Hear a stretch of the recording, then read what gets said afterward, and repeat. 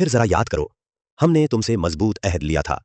کہ آپس میں ایک دوسرے کا خون نہ بہانا اور نہ ایک دوسرے کو گھر سے بے گھر کرنا۔ تم نے اس کا اقرار کیا تھا، تم خود اس پر گواہ ہو،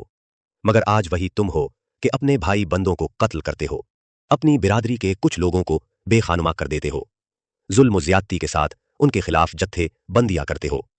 اور جب وہ لڑائی میں پکڑے ہوئے تمہارے پاس آتے ہیں تو ان کی میاں رہائی کے لیے فدیہ کا لے دین کرتے ہو، حالانکہ انہیں ان کے گھروں سے نکالنا ہی سرے سے تم پر حرام تھا۔ تو کیا تم کتاب کے ایک حصے پر ایمان لاتے ہو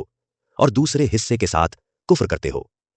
پھر تم میں سے جو لوگ ایسا کریں ان کی سزا اس کے سوا اور کیا ہے کہ دنیا کی زندگی میں ذلیل و خوار ہو کر رہیں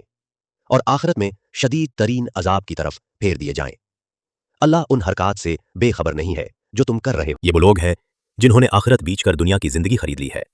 لہٰذا نہ ان کی سزا میں کوئی تخفیف ہوگی اور نہ انہیں کوئی مدد پہنچ سکے گی۔